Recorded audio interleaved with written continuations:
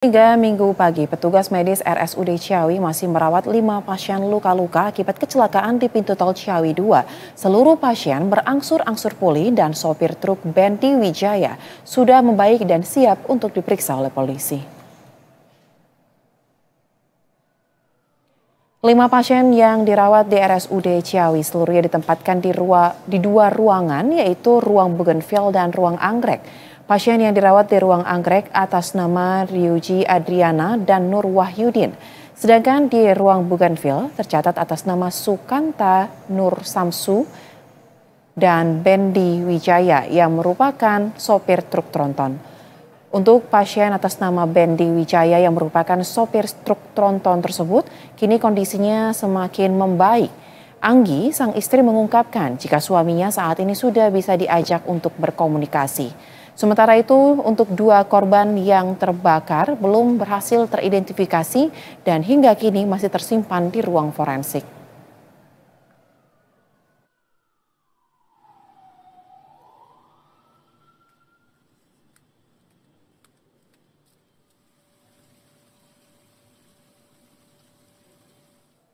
Dan untuk mengetahui update korban terkini dari kecelakaan gerbang tol Ciawi 2 tersebut langsung dari Rumah Sakit Umum Daerah Ciawi, kita akan langsung bergabung dengan kontributor Berita 1, rekan Heru Yustanto. Selamat siang Heru, seperti apa kondisi kelima korban kecelakaan gerbang tol Ciawi pada siang hari ini? Apakah memang betul sopir truk tronton tersebut sudah semakin baik dan siap untuk diperiksa? Baik, selamat siang, Suza dan para pemirsa. Kalau saat ini saat melaporkan ini adalah di ruang Bougainville, Rumah Sakit Umum Daerah Ciawi, Kabupaten Bogor, di mana masih ada 5 pasien korban kecelakaan di pintu tol Ciawi 2 yang dirawat. Untuk Bendi saat ini kondisinya sudah sangat membaik jika dibanding dengan kondisi sebelumnya, di mana pada awal masuk ke rumah sakit ini, Bendi dalam kondisi cedera otak dan susah untuk diajak komunikasi. Tetapi setelah dilakukan perawatan, Bendi sekarang sudah bisa berkomunikasi dan artinya sudah mulai bisa diajak ngobrol begitu ya, sehingga dalam waktu dekat ini akan dilakukan pemeriksaan oleh polisi itu. Susah.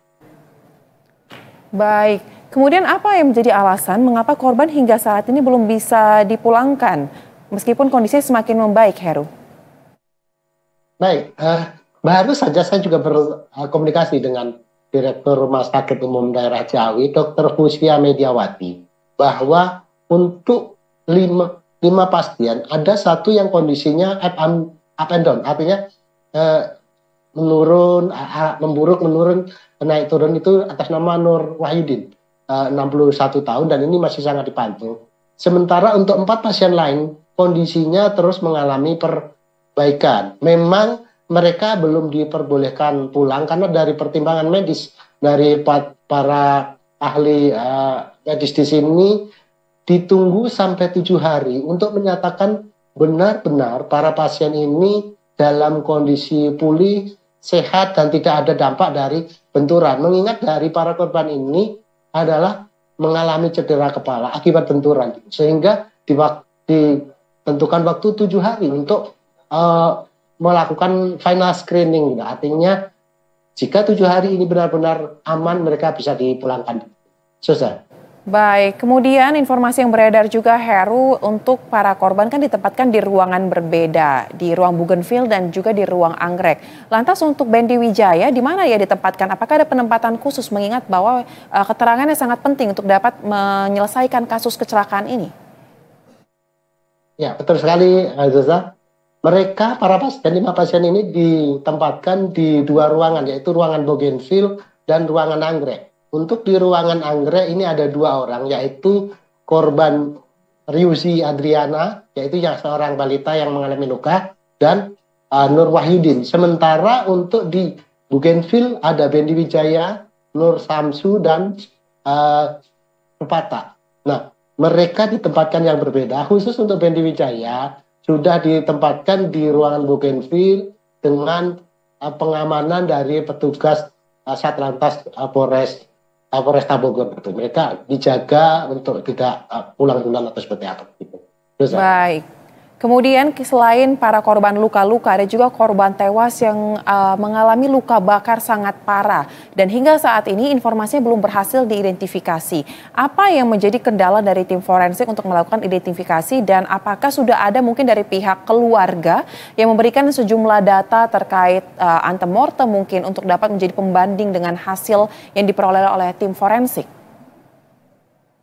Ya, baik, benar sekali Ceza dan para pemirsa. Dari 8 korban meninggal, 6 sudah ditemukan dan sudah dimakamkan oleh keluarganya. 2 lagi dalam kondisi gosong 100% atau dalam istilah DVI terbakar stadium 3. Satu-satunya cara untuk mengidentifikasi ini adalah melakukan tes DNA. Sudah ada 2 kelompok warga yang mengakui bahwa korban ini merupakan keluarga mereka, namun untuk memastikan jenazah yang mana yang milik mereka adalah satu-satunya melakukan tes DNA yang diperkirakan membutuhkan waktu 1 pekan.